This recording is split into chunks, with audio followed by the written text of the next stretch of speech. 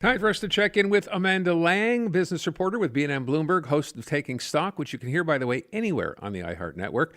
Amanda, thanks for being here. Let me start with talk a couple of the big stories this week overall. The fact the U.S. Fed, of course, announcing the other day that it saw or envisioned potentially 3 interest rate cuts.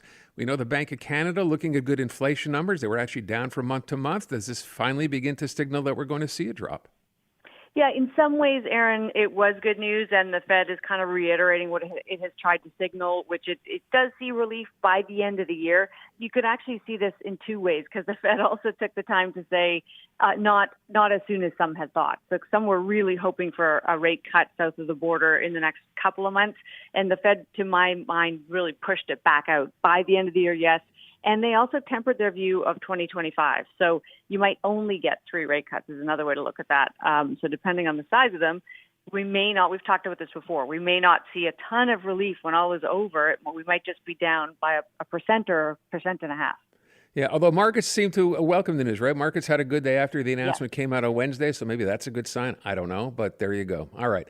Let me move on and talk about something else, which we just talked about a little while ago on the show. Canada is starting to come out and basically change those targets, I guess, at least for the first time this fall, on temporary workers coming to Canada. And I'm wondering what you think about this, because we just talked to someone from the Restaurant Association here who called this a bombshell. And this may destroy, in their opinion, many businesses, in restaurants anyway. What do you think?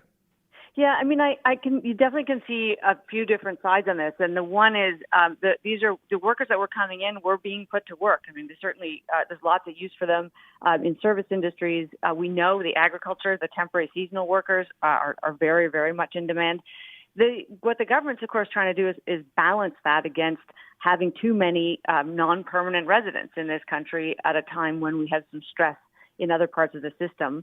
So I think that, they're not talking about massively dramatic cuts. I mean, they're taking it from 6.5% of our population back to 5%. I think, Aaron, we'll find still above historical norms.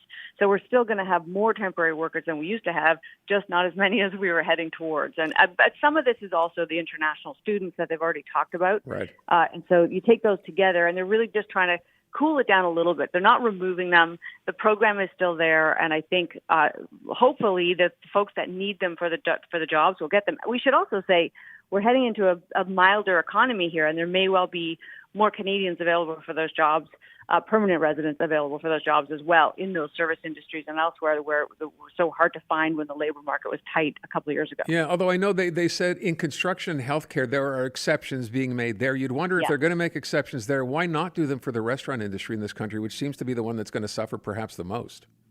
Yeah, although, the restaurant industry, we can fill those jobs with younger workers. We can fill them with older workers who will work part-time.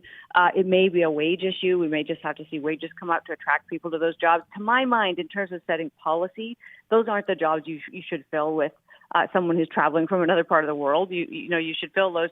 The temporary worker program should really be jobs we actually just can't fill here, no matter what you do with wages. And so skills are a really key area in construction, as you say, in healthcare. We can't fill those fast enough. Bring the workers in. If you can fill them by raising wages, that's probably a better way to go. But are we going to, by the way, take so people who come from, I don't know, Lithuania, who are registered, licensed professionals in terms of doctors or nurses? Are we going to change the rules on that as well? Do you know?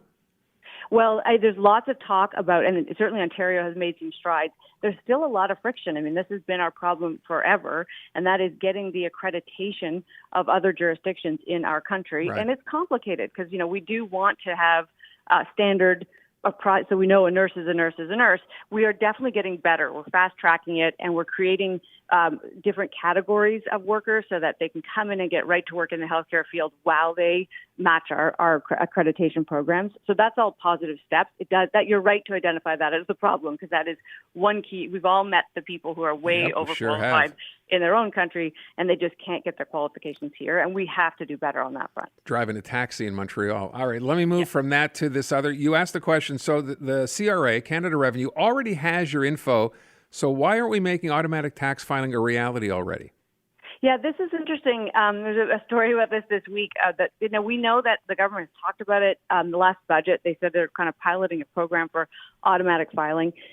For a lot of Canadians, this would be such a great thing, because if you don't have a complicated tax return, there's no reason why you should have to either take the time to do it yourself or pay somebody else. The government could just spit it out for you and either tell you what you owe or more likely give you what you're due, because it's often people who get money back that have the simplest returns, and a whole bunch of people that don't file their taxes at all who would suddenly be in the system getting the tax credits and the refunds that they deserve.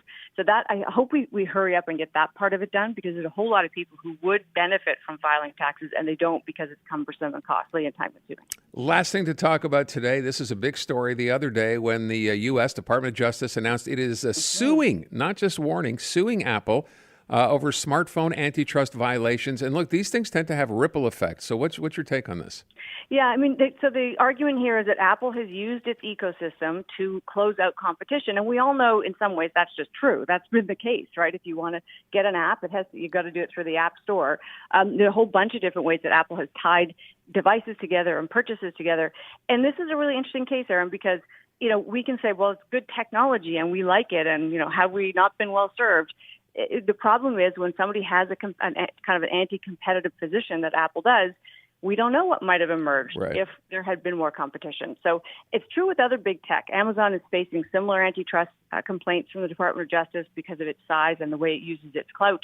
And these are important cases, and I hope they go to the right place, which is if we need to open it up to more competition, we should do that, because you can't really leave it to consumers to decide, because we only know what's in front of us and we'll never know what might have been if it hadn't been this way.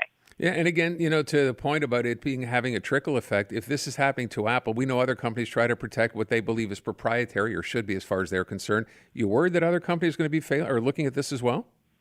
I don't think this goes to sort of intellectual property or copyright or anything that companies need to worry about. I think when you're in a dominant position, yes, you should maybe look over your shoulder at the competition authorities, because they're taking a keener eye on newer technology. So, for instance, everybody in the AI world should pay attention to what the Department of Justice is doing here. But I think in general, there's still a big belief that you should be able to protect your profit after you've invented or created something. This goes more to, should you then abuse your market power when you become the dominant player? And they're trying to crack down on that piece of the puzzle. Amanda, thank you so much. Do appreciate it. You have a great weekend. You too. Take care. Amanda Lang, again, you can check her out, host of Taking Stock, all across the Iheart Radio network, which is why you should download the Iheart Radio app, because it's free and you can find Amanda Lang there.